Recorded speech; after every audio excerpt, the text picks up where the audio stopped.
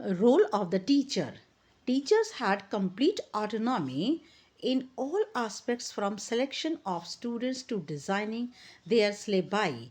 और टीचर्स जो हैं उनका पूरी तरह से उन्हें आज़ादी होती थी कि वो जो हैं वो सभी जो आस्पेक्ट्स हैं, सभी पक्ष जो हैं स्टूडेंट्स के लिए सिलेबस को जो डिज़ाइन करते थे, पाठ्यक्रम को की जो रचना करते थे कि स्टूडेंट्स के लिए कैसा पाठ्यक्रम होना चाहिए, उन सभी पक्षों के अंदर जो टीचर्स थे उन सभी पक्षों को चुनने के लिए टीचर्स बिल्कुल ऑटोनोमस जो थे वो फ्रीड थे, बिल्कुल फ्री थे. When the teacher was satisfied with the performance of the students, जब टीचर बिल्कुल संतुष्ट हो जाते थे छात्रों की परफॉर्मेंस से, उनकी कारगुजारी से, द कोर्स कंक्लूडेड, तब उस कोर्स का जो है कंक्लूजन निकाल दिया जाता था, उसको एंड कर दिया जाता था.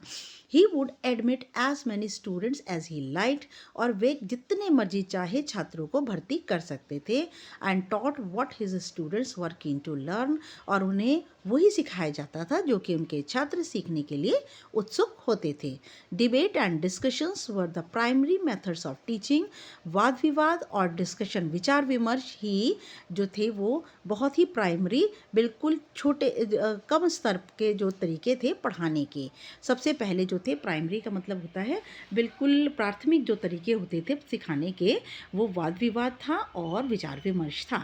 Teachers were assisted by there advance level students, और उनके जो बहुत आगे के एडवांस लेवल के जो आगे के स्तर के जो स्टूडेंट्स हैं जो बहुत कुछ सीख जाते थे, वो अपने टीचर्स को, बाकी यंग जो स्टूडेंट्स आते थे उनको पढ़ाने के लिए अपने टीचर्स को असिस्ट करते थे, उनके हेल्प करते थे.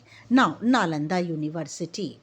Nalanda when Xuanzang visited it, और जब नालंदा को ह्यूआनसांग ने जो है वो देखा, विज़िट किया उसने, तब वो कॉल्ड नाला, और उसे बुलाया जाता था नाला, and was a centre of higher learning in various subjects. और ये जो है बहुत सारे विषयों में उच्च शिक्षा देने का एक केंद्र था. The university attracted scholars from the different parts of the country, और ये विश्वविद्यालय बहुत सारे विद्वानों को अलग अलग भाग, देश के अलग अलग भाग से विद्वानों को आकर्षित करता था, एज वेल एज वर्ल्ड, और संसार के भी, देश के भी और संसार के अलग अलग जगहों के जो विद्वान होते थे उनको आकर्षित करती थी. The Chinese scholars I Tsing and Xuanzang visited Nalanda in the 7th century CE, और आई क्विंग ने और ह्यूआनसांग ने नालंदा को 7th century CE में आकर विजिट किया. They have given vivid accounts of Nalanda, उन्होंने नालंदा के बहुत ही क्लियर जो है वो अकाउंट्स ऑफ नालंदा का मतलब उसका नालंदा यूनिवर्सिटी का बहुत ही क्लियर विवरण अपनी किताब में दिया है. They have noted that as many as 100 discourses happened on a daily basis, और उन्होंने कहा, नोट भी किया कि 100 कोर्सेज जो है वो लगभग 100 एक्टिविटीज़ जो है 100 एक्टिविटीज़ डेली बेसिस पर वहाँ पर होती थी, इन अ वेराइटी ऑफ डिसिप्लिन्स, और भिन्न भिन्न तरीके के अनुशासन, through the methods of debate and discussions, और उनमें जो तरीके थे वो वाद विवाद और विचार विमर्श के जरिए से सभी डिसिप्लिन्स में, सभी शाखाओं में भिन्न भिन्न तरीके से डेली बेसिस पर 100 जो है कोर्सेज की पढ़ाइयाँ हुआ करती थी. Huansang himself became a student of Nalanda to study योग शास्त्र. Huansang खुद भी नालंदा का छात्र था और वहाँ पर उसने योग शास्त्र का अध्ययन किया. He has mentioned that the chancellor of Nalanda, और उसने बताया कि जो वहाँ के मेन हेड थे नालंदा के, Shilabhadra, was the highest living authority in yoga, वह भी योगा में उच्च शिक्षा प्राप्त किए हुए थे. Now, the courses of study offered by Nalanda University, और जो भी कोर्सेज, अध्ययन के कोर्सेज दिए जाते थे नालंदा विश्वविद्यालय में, कवर्ड अ वाइड रेंज, वह बहुत बड़ी मात्रा में, almost the entire circle of knowledge then available, उस समय जितना भी ज्ञान उपलब्ध होता था वह सभी ज्ञान जो है वो जो है यूनिवर्सिटी प्रदान करती थी. Students at Nalanda studied the Vedas, जो स्टूडेंट्स थे नालंदा में वो अध्ययन किया करते थे वेदों का, and were also trend in fine arts, उन्हें फाइन आर्ट्स में, कलाकारी में मेडिसन चिकित्सा में, मैथमेटिक्स गणित में, एस्ट्रोनॉमी खगोल विद्या में, पॉलिटिक्स का मीनिंग राजनीति में, and the art of warfare और युद्ध में की कला में उनको प्रवीण किया जाता था। The ancient Nalanda was the centre of learning from the 5th century CE to 12th century CE। और प्राचीन नालंदा जो था वो केंद्र था सीखने का 5वीं शताब्दी से लेकर के 12वीं शताब्दी तक। Located in present day Rajgir, और आज ये उपस्थित है राजगीर, बिहार, इंडिया। बिहार के राजगीर जिला में, भारत के बिहार के राजगीर जिला में ये अभी भी इसके अवशेष देखने को मिलते हैं। Nalanda was one of the oldest universities of the world. Nalanda एक बहुत ही प्राचीन विश्वविद्यालय है संसार का। And UNESCO declared the ruins of Nalanda Mahavihara, और यूनेस्को ने इसको डिक्लेयर किया है, ये अवशेष हैं नालंदा महाविहारा के वर्ल्ड हेरिटेज साइट। इसे भी संसार का एक हेरिटेज साइट का मीनिंग होता है कि ये एक ऐसी जो है वो खजाना है जो सभी के लिए जो है वो उपलब्ध है। The new Nalanda university is envisaged as the center of inter-civilizational dialogue। और नई नालंदा यूनिवर्सिटी जो है वो एक केंद्र है इंटर सिविलाइजेशनल डायलॉग, अंतर सभ्यता डायलॉग, वाद विवाद के लिए, संवाद के लिए प्रसिद्ध है। रोल ऑफ कम्युनिटी का उस समय क्या भूमिका थी। Now at that time knowledge was considered sacred. उन दिनों में ज्ञान को पवित्र समझा जाता था। And no fee was charge, और पढ़ाई के बदले, ज्ञान देने के बदले कोई भी फीस नहीं ली जाती थी। Contributions towards education were considered the highest form of donation. और कॉन्ट्रीब्यूशन ही जो कि एजुकेशन के लिए सभी लोग दिया करते थे, वही माना जाता था हाईएस्ट फॉर्म ऑफ डोनेशन। वही बहुत बड़ी मात्रा का दान माना जाता था। All members of the society contributed in some form or the other। और समाज के जितने भी सदस्य थे सभी इन यूनिवर्सिटी को किसी न किसी रूप में पैसा या सहायता दिया करते थे। Financial support came from rich merchants. आर्थिक सहायता अमीर व्यापारियों से, वेल्दी पेरेंट्स, बहुत ही अमीर माता पिताओं से, एंड सोसाइटी और समाज से आया करता था। बिसाइड्स गिफ्ट्स ऑफ बिल्डिंग, इसके अलावा बिल्डिंग के लिए उपहार। The universities receives gift of land, और विश्वविद्यालय को प्राप्त होता था ज़मीन का उपहार भी। This form of free education was also prevalent in other ancient universities. इसी तरह की फ्री एजुकेशन, मुफ्त शिक्षा जो है वो बाकी विश्वविद्यालयों में भी उपलब्ध थी, जैसे वल्लभी, विक्रमशिला एंड जगाडला, इनमें भी ये फ्री एजुकेशन जो थी वो उपलब्ध थी। At the same time in the south of India, उसी समय दक्षिण भारत में agrahara served as centre of learning and teaching. Agraharas भी शिक्षा के सिखाने के और शिक्षा देने के केंद्र माने जाते थे। South Indian kingdoms also had other cultural institutions, और दक्षिण भारतीय राज्यों में भी दूसरे पारंपरिक इंस्टीट्यूशंस हुआ करते थे, संस्थाएं हुआ करती थी, नोन एज घाटिका, जिन्हें कहा जाता था घाटिका, एंड ब्रह्मापुरी, उन्हें घाटिका और ब्रह्मापुरी कहा जाता था। A ghatika was a centre of learning. Ghatika एक केंद्र था सीखने का, इंक्लूडिंग रिलीजन, जिसमें धर्म के संबंधित, and was a small in size, और यह बहुत छोटा सा था।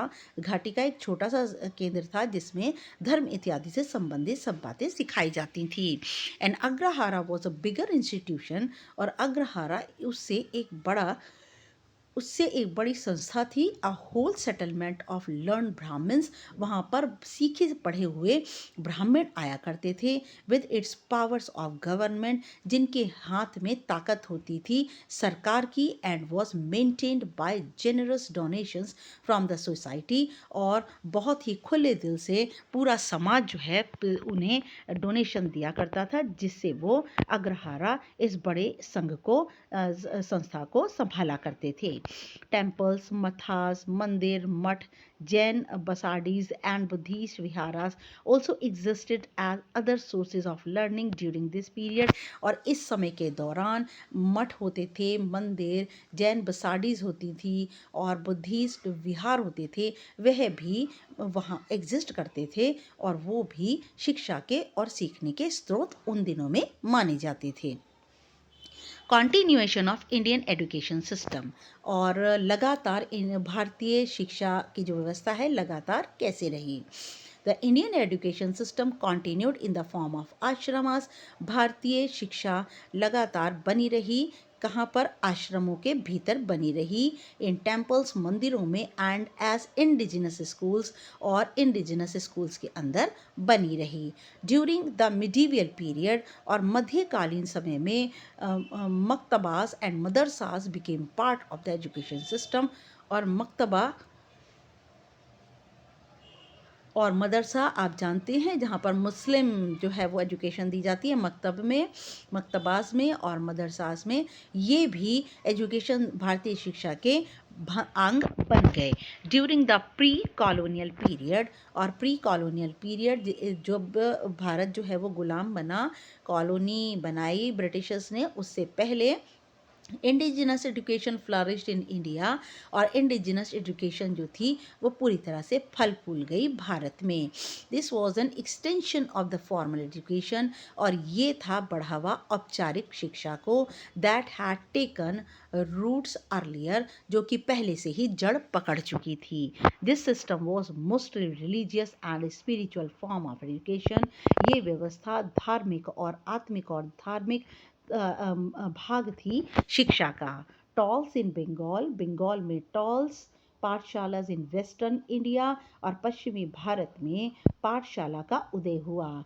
चतुष्पदी इन बिहार, बिहार में इन्हीं सीखने सिखाने के क्षेत्रों को, जगहों को चतुष्पदी कहा जाता था। And similar schools existed in other parts of India, और इसी तरह के विद्यालय, टॉल्स, पाठशालास और चतुष्पदीस, इसी तरह के विद्यालय बन गए थे भारत के दूसरे भागों में। लोकल सोर्सेज विया डोनेशन सपोर्टेड एजुकेशन, और लोकल सामान्य लोग जो है वो दान इत्यादि देकर इन एजुकेशन की संस्थाओं को सपोर्ट करते थे, उनकी सहायता करते थे। References in text and memoirs inform that villagers, और जितने भी टेक्स्ट थे, पाठ्य पुस्तकें थी, और मेमोयर्स जितने भी याद करने की फॉर्म, इन्फॉर्म दैट विलेजर्स, वो ये बताती हैं कि जो गांव के लोग थे also supported education in southern India, और गांव के लोग भी लिखी हुई रचित चीज़ें और मेमोयर्स याद करने वाली जितनी भी चीज़ें, वो ये इन्फॉर्म करती हैं कि गांव के जो लोग थे वो भी दक्षिण भारत में दक्षिण भारत में एजुकेशन को बहुत सपोर्ट किया करते थे। As we understand the ancient education system of India focused on the holistic development of the students, और जैसा कि हम समझ पाए हैं, प्राचीन शिक्षा की व्यवस्था भारत की जो प्राचीन शिक्षा व्यवस्था थी वो ज़्यादातर किसके ऊपर फोकस देती थी, एक छात्रों के चहुमुखी विकास की ओर, शारीरिक, मानसिक, आत्मिक, बौद्धिक, इस की ओर इशारा करती है। Both inner and outer self, भीतरी और बाहरी दोनों तरह से छात्र का विकास हो, इस पर जोर देती है। दस प्रिपेयरिंग दैम फॉर लाइफ, और इस तरह से वो छात्रों को ज़िंदगी के लिए तैयार करती है। एजुकेशन वॉज फ्री, शिक्षा बिल्कुल मुफ्त थी, एंड नॉट सेंट्रलाइज्ड, और ये केंद्रित नहीं थी।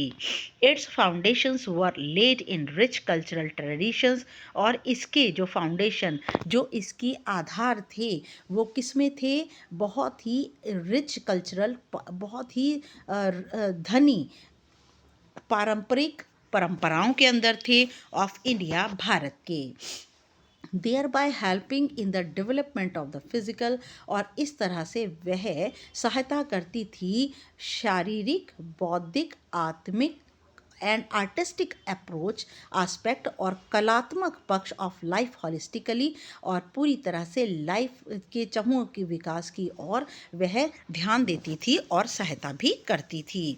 Our present day education system has a lot to learn from the ancient education system of India. हमारे जो वर्तमान शिक्षा की व्यवस्था है उसे बहुत ज़रूरत है कि वो प्राचीन भारतीय व्यवस्था भारत की जो है उससे सीख ले.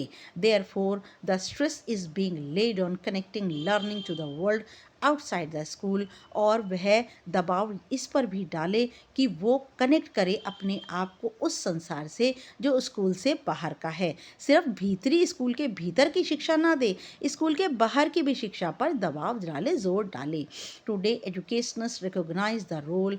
आज जो शिक्षा के एजुकेशनिस्ट हैं, जो शिक्षा के जो शिक्षित जो लोग हैं, उन्होंने पहचान लिया है उस भूमिका को एंड इम्पॉर्टेंस ऑफ मल्टीलिंगुअल. और मल्टीलिंगुअल का मतलब बहुत सारी भाषाओं को जानने की जो इम्पोर्टेंस है, महत्व को जान लिया है. एंड मल्टीकल्चरल एजुकेशन, और ये जान लिया है कि शिक्षा के अंदर बहुत सारे कल्चर का होना, इंक्लूड होना ज़रूरी है. Thereby connecting the ancient and the traditional knowledge, और उन्होंने प्राचीन और पारंपरिक ज्ञान को जोड़ने की विथ कंटेम्प्रेरी लर्निंग. समकालीन जो लर्निंग है, अधिगम है, उसको और पारंपरिक ज्ञान को जोड़ने की कला उन्होंने अब सीख ली है. ओके, नाउ स्टूडेंट्स, बहुत थोड़ा चैप्टर डिफ़िकल्ट है लेकिन बहुत इम्पॉर्टेंट है, नॉलेजेबल है, इंफॉर्मेटिव है, और ज़रूरत है आपको इसको बार बार पढ़ने की. और हम इसके जो कॉम्प्रिहेंशन चेक है नेक्स्ट वीडियो के अंदर हम इसे डिस्कस करेंगे. लेकिन मेरी रिक्वेस्ट है, प्लीज़ अपनी एंशिएंट इंडिया के जो एजुकेशन सिस्टम है उसको आप पढ़ें, आपको भी पता चले कि इंडिया जो है एजुकेशन के अंदर पूरे वर्ल्ड में मास्टर था, है और रहेगा. तो इसके लिए आपको इस चैप्टर को पढ़ना इट इज़ नेसेसरी, और आप इसे पूरे मन से पढ़ेंगे तो आपको बहुत नॉलेज मिलेगी. ओके, नाउ हम नेक्स्ट वीडियो तक के लिए good luck and goodbye dear students.